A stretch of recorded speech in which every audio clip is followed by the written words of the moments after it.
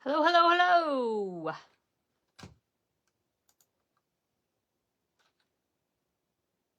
Okay, just want to make sure I'm where I belong. So far, yeah, there we go. Okay, hello, my name is Betty Sakosha, and I am an independent Stampin' Up! Demonstrator in the United States. And today I have a quick video on how to make the most of your new ink pads.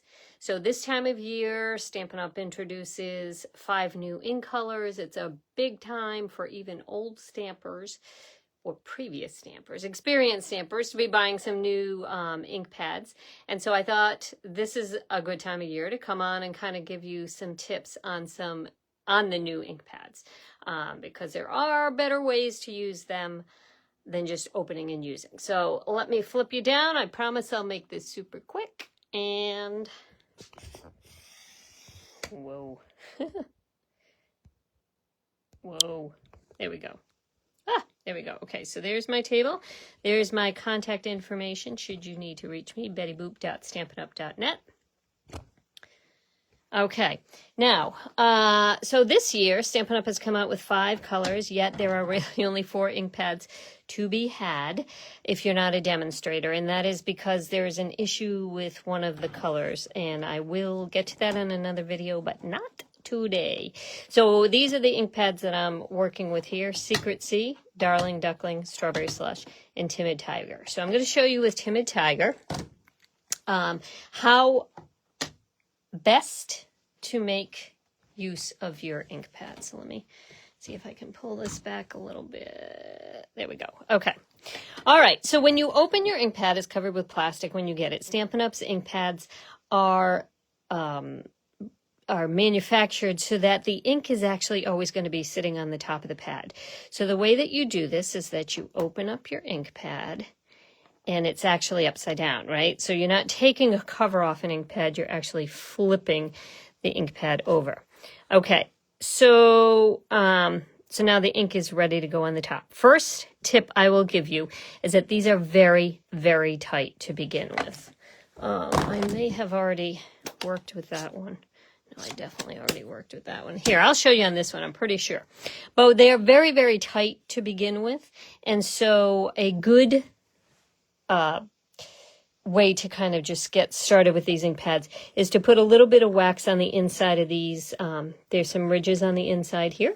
You just want to use a little bit of wax on there. So you could use like a white crayon. You could use a birthday candle. I happen to have votive candles here in my stamp room, so that's what I'm going to use. And I'm just going to drag it along these two. There's actually 2 ridges, and I just want to drag that across. So I'm ruining my candle, but I'm using my candle, let's put it that way. Okay, so now when I go to open the ink pad, now it goes much, much smoother. So that's step number 1. If you get any wax in here, you do want to remove it. So you can either blow it off or use your pick-a-tool spatula end and pick it off. Okay, that's tip number 1. Tip number 2 is that our ink pads generally are, a lot of times the colors look alike. Like, let me see if I can pull, this is an old design pad, but works the same way. These pads look really similar in color, right? But they're not the same color. So you definitely want to utilize the stickers on the back of the package. So it will give you the name of the color in several different languages, and then it will give you a strip of just plain. So you peel this off. I'm going to kind of do this in reverse. I don't need this, so I'll just stick that right on my pants. Then I'll take the name of the ink pad, which is Timid Tiger, in my preferred language, or my easiest language to read, which would be English for me. And you're just going to stick this on the edge of this, and that way when you're pulling it off a shelf, you know what color you're pulling off. But probably most important is on the inside of the ink pad. I'm going to take this plain one here. Actually, I'm going to take 2, and I'll show you why. Okay, so I'm going to put one along the side here. I'm going to do things a little bit different than I normally do. I'm going to put this along the side because when the pad is open, it shows me what color you're stamping. This looks significantly darker than the color you're stamping, so this might help people if they're stamping with me to know that they don't actually, if they don't want this color, don't stamp in this color. But down here is the little ridge that you grab to open and close the pad, and that is an excellent place to put the name, one more sticker with the name of your color. So normally in the olden days, you didn't get two that had the actual name in English. I would put this one along this little ridge here. Because when I'm stamping, I want to know what color I'm about to stamp my ink into. So I'm going to put the one that actually has the color name here, Timid Tiger. So I've got two places, two chances here to not mess up stamping into the wrong color. So that is helpful hint number 2. Make sure you use your stickers. You can find them on the back. If you're into Duolingo, you can use different languages. Test yourself while you're in your craft room. Okay, number 3, and probably the most important, is when you are stamping initially with your brand new ink pad, there's a lot of ink in this. These are foam pads and they are filled with ink, which is good for you as a consumer, but bad for you if you want a clear image initially. So this is particularly prominent when you are using photopolymer stamps that are, what's the word for these? They're not like detailed. They're just big blocky stamps.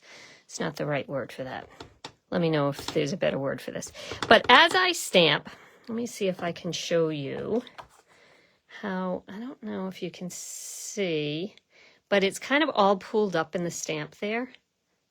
So when I stamp the image, I get this kind of image. Okay, it is not, well, maybe it's a little hard to tell because it is a block stamp, but it's not particularly crisp image. And it's because there's so much ink on the top of the pad. So what I recommend is squishing the ink back into the pad. You paid for that ink. You want that ink, so don't get rid of the ink.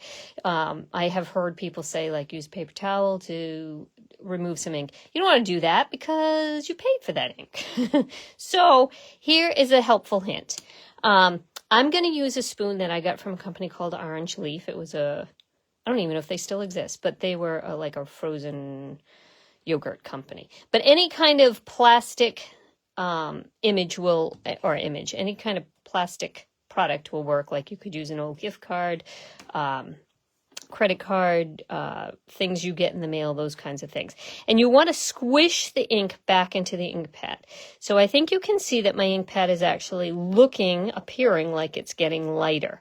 And that's because I'm pushing the ink from the top of the pad. Remember I showed you how the ink is on the top of the pad because that's the way it's manufactured so that it's ready to ink when you're ready to ink. But it ends up being very goopy when you have a brand new ink pad. So I've pushed it back in, which is allowing less ink to be on the top of the pad. And now when I stamp my image, I don't know if you can even tell, but I think you can tell. It's a much crisper image. All right, so let me, I probably should have done this initially with this because this is a more detailed image. And now it's just a nice crisp image there. I should have shown you that first. Sorry. In any case, I'm going to ink up. This is from the brand new stamp set called, if I'm going to do it, I'm going to do it right? Oh, it's hard to see. I didn't do that well at all. But anyway, you get the general idea about the ink pad. You definitely want to squish the ink back into the ink pad. The pad will appear lighter. All the ink is still in there. It's just going to give you a much crisper image as you're stamping for the first several times that you're using your brand new ink pad. Let me flip you around. Okay, so that is it. If you are getting a new Stampin' Up! Ink pad and you are not getting the image you want, it's because you've got plenty of ink in there, which is great news moving forward, but not great news the first time you want to stamp. So just use these couple of tips here. Make sure you put your stickers on it so you know what color you're stamping in, and your friends that are stamping with you know what color they're stamping in. 2, you want to, or maybe 1, you want to use some kind of wax to make it a little bit easier to open and close your ink pad. And 3, and probably most importantly, have some kind of thing that you can squish the ink back into the ink pad so you're not getting, so you're getting the crispest, the bestest, the best image you can get. Okay, thanks for tuning in. If you need anything, you can reach me at bettyboop.stampinup.net. Happy to answer any questions that you have. Thanks. Have a good day. Bye.